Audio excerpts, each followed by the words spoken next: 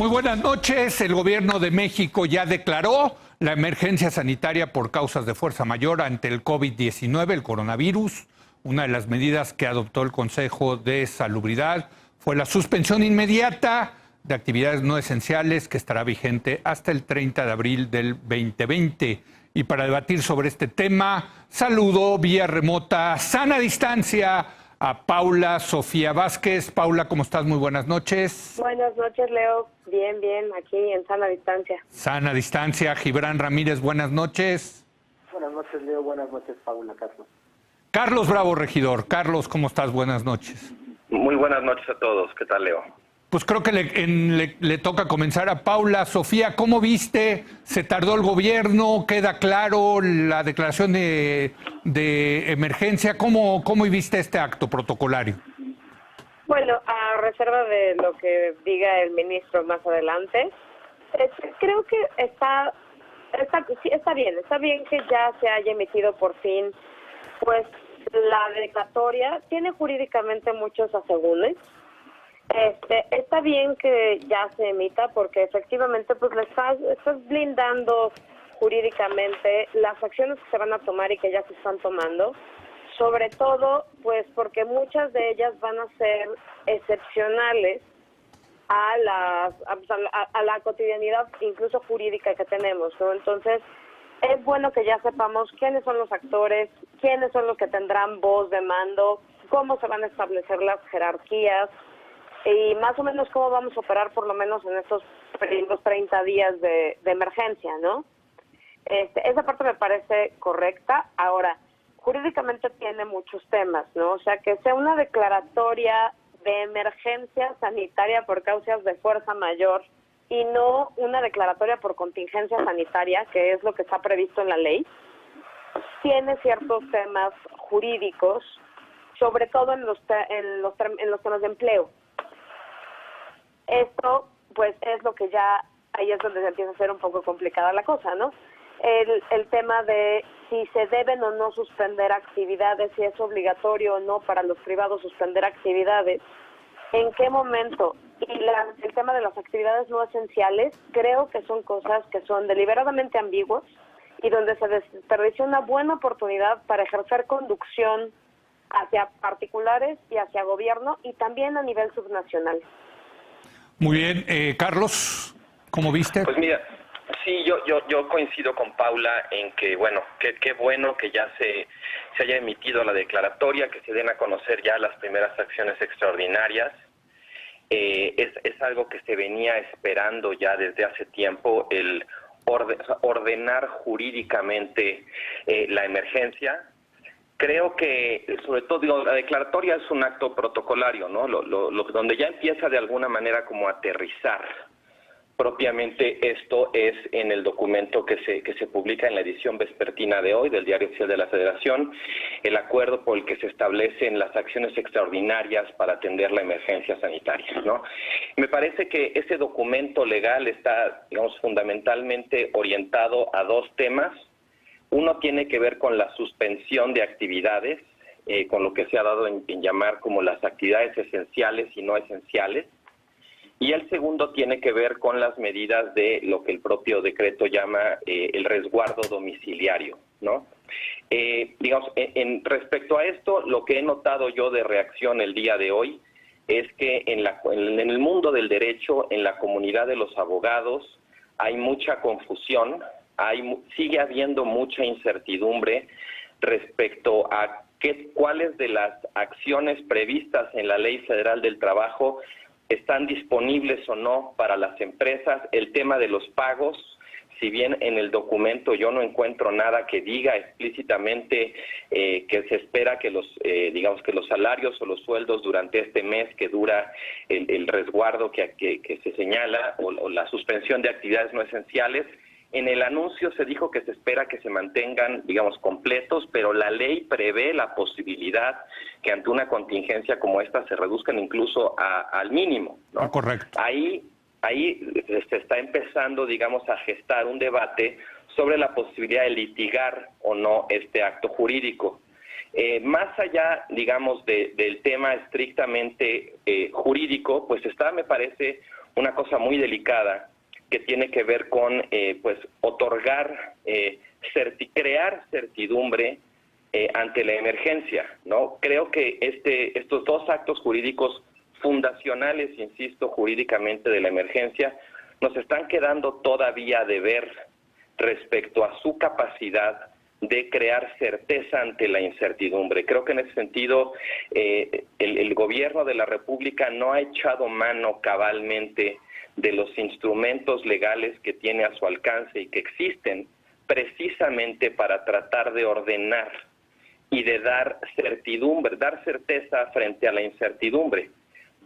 Me parece que el tema de los litigios, si no se corrige esta definición de actividades esenciales y no esenciales, si no se aborda directa y explícitamente la Ley Federal del Trabajo en esto, pues creo que va a dar lugar a mucho desorden y mucho pleito. El ministro Cosío, a quien vas a entrevistar en un momento, ha hablado de tratar de evitar que una crisis social se desprenda de la emergencia sanitaria, ¿no? Y a mí sí me parece ahí muy delicado. Todavía estamos a tiempo, afortunadamente. Este quedar a deber de estos documentos se puede corregir todavía, y creo que sí sería muy importante para evitar precisamente los conflictos a los que de otro modo, me temo, va a terminar dando lugar. Gibran Ramírez. ¿Qué tal? Leo, a mí me parece que vamos en una progresión de acciones paulatina, y por eso no tenemos el punto de quiebre que muchos están esperando, así como decir, sí, ahora ya. Entonces escuchamos cada vez, y escuchamos que se repite cada vez con más frecuencia, que qué bueno que por fin se decreta en la fase 2, y que por fin se hace esto otro, cuando vamos viendo, en realidad, el gobierno va poco a poco endureciendo las medidas. Yo creo que en una política muy prudente, si se generara más alarma que alerta, se generarían condiciones sociales mucho más complejas. Yo me imagino que si saliera el presidente de la República a decir, se para todo y lo vamos a hacer así y lo vamos a hacer a partir de mañana, empezarían complicaciones sociales mayores, como compras de pánico, ¿no? Como saqueos, este tipo de desórdenes que creo que se generan a partir, sí, de la certidumbre de que el país va a parar por completo. Entonces, yo creo que hay claridad en lo que son actividades esenciales. Me llama la atención que se haya incluido en las actividades esenciales no solamente a las tiendas y a los proveedores de alimentos y bebidas, la salud, la seguridad, sino también la legislación. Creo que esto es importante, mantener al Congreso activo para que no todas las medidas estén en manos del Ejecutivo, para que los diputados sigan discutiendo cómo va el país, haciendo puntos de acuerdo para exhortar a ir hacia un lado o hacia otro. Me parece importante que no se ceda en ese sentido para clausurar el debate político por un tiempo. No, está bien, se llama la unidad nacional, pero las voces tienen que seguirse escuchando. Eso me parece un acierto del decreto. Se suspenden también el censo y las encuestas. Creo que eso va a tener consecuencias. El INEGI seguramente tiene todos los medios técnicos y toda la experiencia para llevar este proceso a buen puerto, pero es una alteración que tampoco esperábamos, digamos, en la vida pública. El siguiente paso es el plan de reactivación económica, porque eso dará posibilidad o no de que muchas personas que están en el sector informal de la economía paren. Si no tomamos en cuenta estas medidas como un todo integral, no podemos aspirar a que pare el ritmo social. Hoy todavía salía yo al súper y la verdad que veía con preocupación mucha gente en la calle. Pero claro, si uno piensa que el 60% de nuestra economía está en la informalidad, no podía ser de otra manera. Entonces, para transitar a ese momento que se espera, digamos, como medidas más drásticas o más duras, tenemos que pasar antes por el expediente de las medidas económicas que se tomarán. Si no es así, estaríamos generando alarma sin generar condiciones de posibilidad de enfrentar de mejor manera la pandemia. Déjenme preguntarles por el evento en el que se anuncia este decreto de situación de emergencia sanitaria. Yo he estado siguiendo en otros países, generalmente salen los primeros ministros o los presidentes en un discurso televisivo en cadena nacional a pues anunciar estas medidas, que son medidas muy duras. Acá en México me llama la atención que no sale el presidente López Obrador y que quien toma el mando de alguna manera y es la voz cantante, la voz dominante, vamos a llamarla así, en el evento, es el secretario de Relaciones Exteriores, Marcelo Ebrard. ¿Qué les dice esto, Paula? ¿Por qué la ausencia del presidente y por qué la centralidad de Marcelo Ebrard? Bueno, efectivamente llama la atención la ausencia del presidente en comparación con otros países. Ahora, respecto de lo que hemos estado viviendo en las últimas semanas, tampoco era de sorprenderse que no estuviera en la conferencia de las 7 de la noche, no ha estado nunca. Pero no merecía una cadena nacional y salir el presidente. Yo creo que merecía una cadena nacional, merece una cadena nacional, de hecho, merecería varias cadenas nacionales. Creo que este es un tema en el que la información y la difusión de la información es vital. Me llama la atención que no haya estado el presidente, pero más allá de eso, me llamó más la atención que en teoría quien le correspondería ejercer las funciones de representación del presidente sería a la secretaria de Gobernación, Olga Sánchez Cordero. Y la verdad estuvo en presencia, pero no dijo nada. Quien llevó la conducción fue Marcelo Ebrard, ¿no? Entonces, ahora, siempre ha sido quien saca este tipo de temas, ¿no? Siempre en temas muy delicados, Andrés Manuel recurre a Ebrard, ¿no? Creo que confía en él. Y creo también que una buena parte de la ciudadanía, especialmente una parte de la ciudadanía que hoy está muy descontento con las medidas que está tomando Andrés Manuel y con el desapego que ha tenido hacia ese tema, ve muy bien Ebrard. Entonces tampoco me parece una mala cosa. Pero dicen, Carlos, que en política, y yo estoy de acuerdo, la forma es fondo. Creo que ahí hay un mensaje muy importante de que si le pasa algo al presidente, y tocamos madera, desde luego que no le pase nada, el que queda a cargo es Marcelo Ebrard, ¿no me parece? ¿No te dio el mismo sensación, ese mismo mensaje? Sí, me llamó la atención la presencia de Ebrard en la conferencia del sábado y luego su reiterada presencia y ya más protagonismo incluso en la conferencia del lunes. A mí me sorprende que ante una emergencia, digamos, de magnitud histórica como esta, no tengamos la imagen de todo el gabinete, por lo menos una vez, ¿no?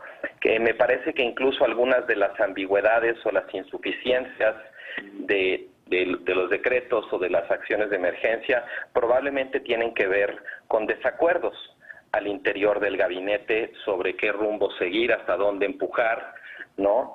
Porque aunque el gobierno esté siguiendo una estrategia gradual como la que sugería Gibran, a quien lamentablemente no pude oír muy bien, se cortaba un poco el audio, pero alcancé a pescar esa parte de la gradualidad. Incluso si ese fuera el caso, el problema es que los actos jurídicos no están resultando suficientemente certeros y claros como para marcar un rumbo inconfundible, ¿no? Yo creo que las reacciones que ha habido el día de hoy de parte del empresariado y del mundo de los abogados a que no queda clara realmente las distinciones que están haciendo y inmediatamente ya la creatividad para empezar a pensar cómo se puede impugnar, pues eso va a obligar al gobierno seguramente a emitir otro acto jurídico para aclararlo, ¿no? Y eso pues implica que se pierde tiempo. Para mí sí es muy notable y muy sorprendente la ausencia del presidente. Tiene razón Paula cuando dice que, digamos, no es tan sorprendente en el sentido de que pues es congruente con lo que hemos estado viendo, ¿no? Incluso con el hecho de que el presidente de pronto no acata las propias medidas que recomienda su propio gobierno. Para mí, la del sábado y la del lunes es la imagen de un equipo de personas profesionales. La del sábado muy claramente la movilización de una autoridad intelectual, de una autoridad científica, para tratar de proyectar ante la población, digamos, conocimiento y movilizar la autoridad de los expertos, y he hecho mucho en falta, honestamente, que el presidente no forme parte de ese cuadro que estamos observando y que ni siquiera el gabinete completo pueda mostrar, mandar esa señal de unidad. Ante esto, a mí también me llama mucho la atención. He escuchado por ahí algunas teorías sobre que el presidente quizás se está guardando para cuando lleguemos a la etapa 3 y entonces ahí entrar con su propia, con la fuerza política que tiene. Imagino que, bueno, dentro de sus cálculos podría ser una posibilidad, pero aún así me parece que si el propio subsecretario López-Gatell ya dijo que esta es la última oportunidad, pues me parece que ya, digamos, el escenario de gravedad ya se está manejando, ya se está transmitiendo y se echa en falta el peso, la fuerza del jefe del Ejecutivo, de nuestro jefe de Estado, pues para respaldar ese mensaje y todas estas medidas, ¿no? Gibran, la ausencia del presidente en el acto, la centralidad de Marcelo Ebrard, ¿qué te dice todo esto, Gibran? Me confirma mi hipótesis de la gradualidad. Los primeros que salen a explicar el asunto, los que están todo el tiempo en eso, son los del gabinete médico, son López-Gatell, Borja, epidemiólogos muy acreditados. Cambiamos de fase, cambia la estrategia de comunicación y se incorpora la autoridad política. López Obrador, y creo que en esa observación tienes toda la razón, es una persona que se guía más por los encargos que por los cargos. Entonces, el caso de la conducción política de esta crisis en esta fase, claramente se la delegó a Marcelo Ebrard, se la encargó, aunque su cargo no sea el de secretario de Gobernación. Después de este nivel, lógicamente, sigue el presidente de la República. Yo creo que está cuidando mucho mantener ese equilibrio entre la alerta y la disposición de políticas que se tienen que hacer ahora y la alarma. Entonces, cuando sea un momento quizás sí de alarmar a la población, un momento en que se tenga que endurecer la política, seguramente saldrá el presidente de la República. Correcto. Ahora, con la suspensión de las actividades económicas, pues ahí tendría que ser muy activo el gobierno, no necesariamente en el instrumento. Yo creo que en el instrumento las cosas están claras, en el decreto, pero desde luego que muchos le pueden sacar la vuelta. Por ejemplo, yo he estado criticando estos días al Grupo Modelo, que tiene a su fuerza de ventas en la calle. Algunos me han llamado para decirme, es que sí reparten alimentos también, y también bebidas no alcohólicas. Incluso hay cervezas sin alcohol. Y pues claro, le están dando la vuelta a eso que tendría que ser una detención si uno actuara de buena fe, casi obvia. El problema va a ser ese. ¿Pero qué, nos quieres dejar sin cerveza, querido Gibran? Es broma, estoy. No, desde luego que abastezcanse y modérense para que no se les acabe la primera semana de cuarentena. Muy bien, bueno, nos quedan 30 segundos a cada uno para concluir. Paula, ¿te sientes más tranquila después de este decreto? ¿Ves a un gobierno más activo? En fin, ¿cómo lo estás viendo? Veo un gobierno más activo, más organizado. Como ya dijo Carlos y dijo también Gibran, esto va por fases, ¿no? Y va a ir incrementando gradualmente. Y yo creo que lo que sigue probablemente jurídicamente es ya la declaratoria de contingencia sanitaria. A mí me parece muy importante que suceda por dos razones. Una, vuelvo a decirlo, porque permite dar conducción a nivel nacional de la emergencia. Y eso te hace tener acciones muchísimo más coordinadas y también evita que haya excesos, como ha habido en algunos lugares que interpretan declaratoria de emergencia con toque de queda, ¿no?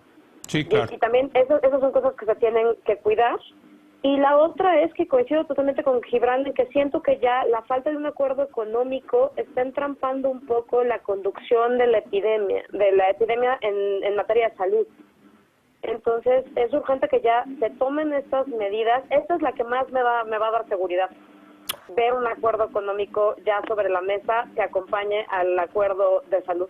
Bueno, lo ha prometido el presidente para el próximo domingo y ya lo estaremos analizando, desde luego, la semana que entra. Carlos, ¿cómo te sientes después de lo ocurrido estas últimas horas? Pues mira, sí siento que estamos un poco recuperando cierto tiempo perdido. y también me da gusto que el gobierno empiece a echar mano de los instrumentos jurídicos que existen precisamente para lidiar con desafíos como este, aunque a pesar, digamos, de lo que queda de ver en ese sentido. Yo concuerdo enteramente con la idea de que nos está haciendo falta un mensaje igual de claro y un paquete de medidas igual de contundentes o más respecto a la otra emergencia, no ya la sanitaria, sino la emergencia económica. Incluso empiezo a notar, por ejemplo, en el caso del tema de los sueldos y de las empresas y tal, como el paquete económico o el anuncio de una política expansiva, fiscal, contracíclica, podría de alguna manera ayudar a reparar como las incertidumbres o las confusiones que se han generado. Yo en general lo que siento cuando veo autoridades locales aquí y allá yéndose un poco por la libre o tomando medidas, digamos, por su lado, siento que hay todavía un vacío en el espacio nacional, un vacío de conducción y de coordinación, tanto con las autoridades a nivel estatal como dentro del propio gabinete. Yo echo en falta más Estado, veo un poco de desgobierno, veo incertidumbre, y echo en falta precisamente como esa seguridad, esa visión, esa conducción, esa coordinación que implicaría una respuesta más de Estado, ¿no? Gibran. Seré muy breve. Las cosas van conforme al plan y las previsiones que establecieron las autoridades de salud. Probablemente el presidente salga el 5 de abril a dar un mensaje sobre el plan de reactivación económica, es lo que se ha dicho. Y ahora la pelota está en la cancha de la sociedad, de los empresarios que tienen que colaborar para que la gente se quede en su casa, y también de la oposición y los medios de comunicación para generar unidad nacional en un momento que lo exige. Pues les agradezco muchísimo, como siempre es un placer debatir. No hubo mucho debate en este caso, pero pues analizar la verdad lo que está ocurriendo en estas épocas de epidemia del coronavirus. Paula, muchas gracias, te veo la semana que entra vía remota en sana distancia. Gracias, Carlos, vía remota, sana distancia, y Gibran Ramírez igual, vía remota y sana distancia. Paz y amor, ya nos dijo. Vete a echar una chela, como diría nuestro querido compañero Julio Patán. Y bueno, los veo la semana que entra. Gracias a nuestra mesa de los martes.